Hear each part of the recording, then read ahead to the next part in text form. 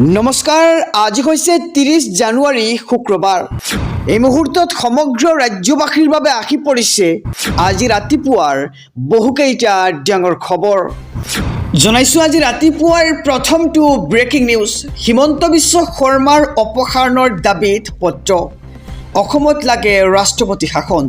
এক ডাঙৰ খবৰ জনাইছোঁ সমগ্ৰ ৰাজ্যবাসীক। অসমত লাগে ৰাষ্ট্ৰপতি শাসন। চিঞৰি চিঞৰি অসমত ৰাষ্ট্ৰপতি শাসনৰ দাবী। হিমন্ত বিশ্ব শৰ্মাৰ অপসাৰণৰ দাবীত পত্ৰ।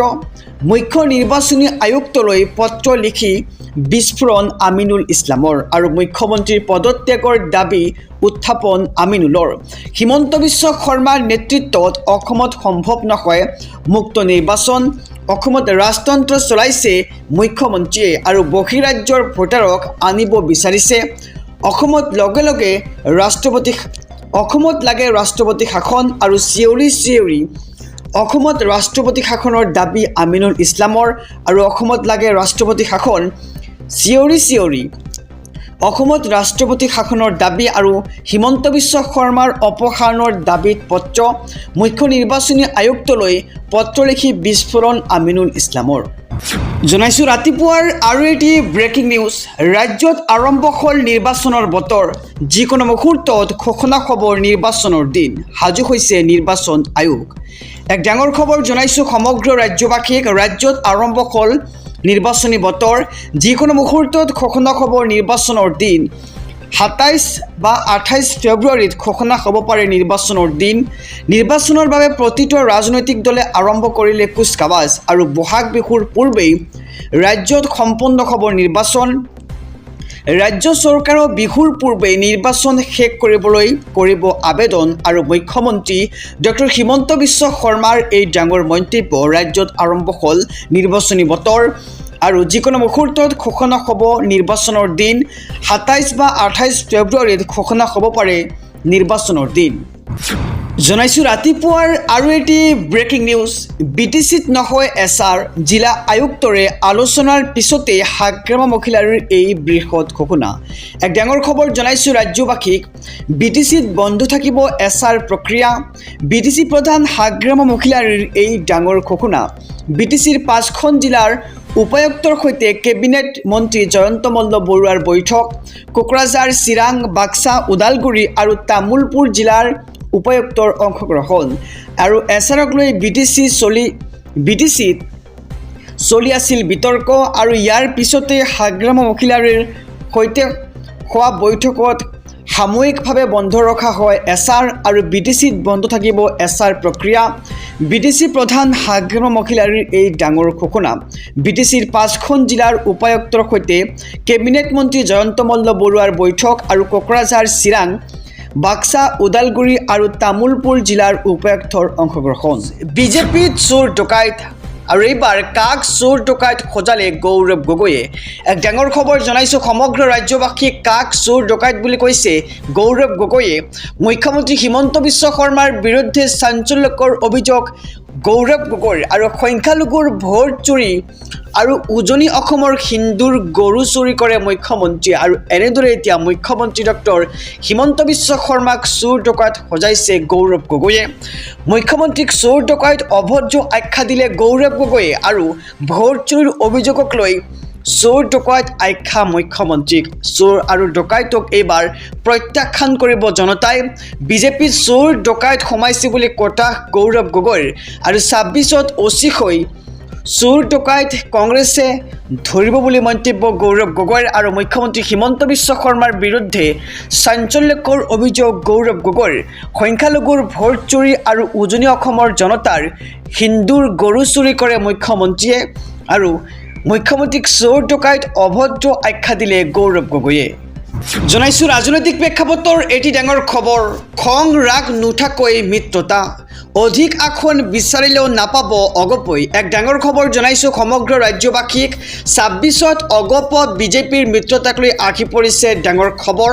অধিক আসন বিচাৰিলেও নাপাব অগপই আৰু অগপৰ ৪০-৫০খন আসন বিচৰাৰ আশাত পৰিব চেঁচা পানী আৰু ২৫ৰ পৰা ২৯খন আসনতে সীমাবদ্ধ থাকিব নেকি অগপ আৰু ২৫ৰ পৰা ২৯খন আসনতে সীমাবদ্ধ থাকিব নেকি অগপ আৰু মুখ্যমন্ত্ৰী হিমন্ত বিশ্ব শৰ্মাই মিত্ৰতাক লৈ কৰিলে এই তাৎপৰ্যপূৰ্ণ মন্তব্য আৰু বেছিকৈ আসন বিচাৰিলেও অগপই নাপাব আসন ভাগ বতৰোৱাত কোনো সংখ্যাৰ পৰিৱৰ্তন নহয় আৰু দলীয় হেঁচা থাকিলে য'তেই ইচ্ছা ত'তে নিৰ্বাচন খেলিব পাৰে অগপই খং ৰাগ নুঠাকৈ এইবাৰ হ'ব লাগিব আসনৰ বুজাবুজি আৰু UPPLক লৈও মন্তব্য ৰাজ্যৰ মুখ্যমন্ত্ৰী ডক্টৰ হিমন্ত বিশ্ব শৰ্মাৰ বৰ্তমানলৈকে UPPLৰ সৈতে হোৱা নাই কোনো আলোচনা এছাৰৰ বিসংগতি ভোটাৰৰ নাম কৰ্তন মিয়াক লৈ তুচ্ছ তাচ্ছিল্য কৰাসকল হাৰি নাযাব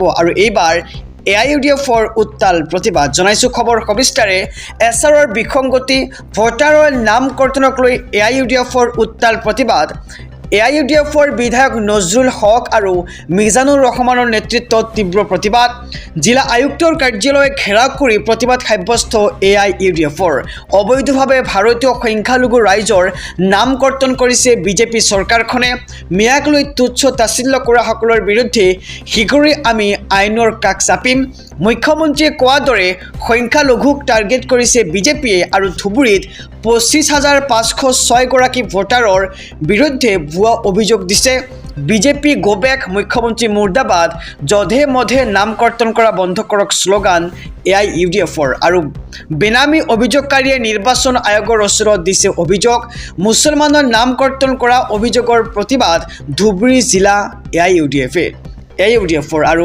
ধুবুৰী জিলা আয়ুক্তৰ কাৰ্যালয়লৈ AIUDFৰ বৃহৎ প্ৰতিবাদী সমদল ভুৱা আপত্তিকাৰী আৰু অভিযোগকাৰীক শীঘ্ৰে গ্ৰেপ্তাৰ কৰাৰ দাবী জনাইছে AIUDFৰ ফালৰ পৰা জনাইছোঁ আৰু এটি ব্ৰেকিং নিউজ ডাঙৰ খবৰ বাঙালীসকল দ্বিতীয় শ্ৰেণীৰ নাগৰিক নেকি আৰু এইবাৰ গৰজি উঠিল ৰকিবুল হুছেইন এক ডাঙৰ খবৰ জনাইছোঁ সমগ্ৰ ৰাজ্যবাসীক বিজেপিক ভোট দি ফল পাইছে বঙালী হিন্দু মানুহে আৰু বঙালী হিন্দুসকলক চৰম অন্যায় কৰিছে বিজেপিৰ চৰকাৰে 90% বাঙালী হিন্দুৱে ভোট দিছিল বিজেপিক আৰু দিছপুৰত এটুকুৰা বহাৰ ঠাই নাই বাঙালী হিন্দুসকলৰ কংগ্ৰেছ চৰকাৰৰ দিনত 4জন বাঙালী হিন্দু আছিল এতিয়া মাত্ৰ এজনহে বাঙালী হিন্দু মন্ত্ৰী আৰু এনেদৰে এতিয়া ৰকিবুল হুছেইনে কেতবৰ বিস্ফোৰক মন্তব্য আগবঢ়াইছে বাঙালী হিন্দুক দ্বিতীয় শ্ৰেণীৰ নাগৰিকলৈ পৰিণত কৰিছে বিজেপি চৰকাৰখনে আৰু এইবাৰ বৰাকত গৰজি উঠিল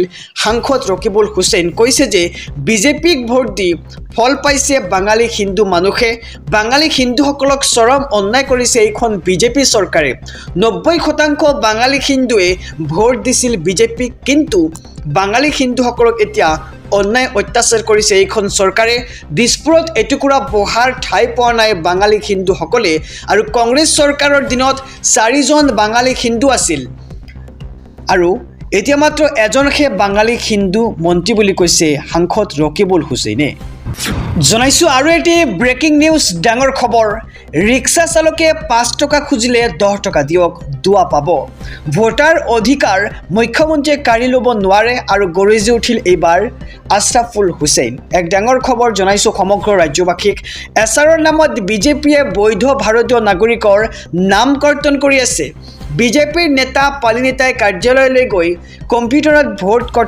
ভোট কৰ্তনৰ কামত নামিছে নাগৰিকৰ ভোটাৰ অধিকাৰ মুখ্যমন্ত্ৰী হিমন্ত বিশ্ব শৰ্মাই কেতিয়াও কাঢ়ি ল'ব নোৱাৰিব সংখ্যালঘুৰ নাম ভোটাৰ তালিকাৰ পৰা কৰ্তনৰ ষড়যন্ত্ৰ শীঘ্ৰে বন্ধ হ'ব লাগিব অন্যথা আমি আৰু অধিক তীব্ৰ প্ৰতিবাদ কৰিম উচ্চতম ন্যায়ালয়ৰ দ্বাৰস্থ হ'ম এছাৰৰ বিসংগতি ভোটাৰ তালিকাৰ পৰা নাম কৰ্তনক লৈ এবাৰ গৰজি উঠিল AIUDF ৰিক্সা চালকক ভাড়া 5 টকা খৰচ 4 টকা দিবলৈ কেনেকৈ ক'ব পাৰে এজন মুখ্যমন্ত্ৰী হিচাপে আৰু মুখ্যমন্ত্ৰী হিমন্ত বিশ্ব শৰ্মাৰ নৈতিকতাৰ স্খলন ঘটিছে আৰু সেইবাবে এইবোৰ কৈ আছে বিজেপি চৰকাৰ মুখ্যমন্ত্ৰীক হুংকাৰ দি এবাৰ সকিনি AIUDFৰ বিধায়ক আশৰাফুল হুছেইনৰ কোনজন মানুহে নিজৰ বিবেকেৰে এইবোৰ কথা ক'ব পাৰে আৰু দুখীয়া মানুহ যদি কোনোৱে 5 টকা খুজিছে তেন্তে 10 টকা দিয়ক তেওঁৰ পৰা আশীৰ্বাদ পাব দুৱা পাব আৰু এনে কাম কৰিলে আশীৰ্বাদ পাব তেখেতৰ পৰা দুৱাহে পাব কিন্তু মুখ্যমন্ত্ৰী কৈছে যে 5 টকা খুজিলে 4 টকা দিয়ক আৰু কোন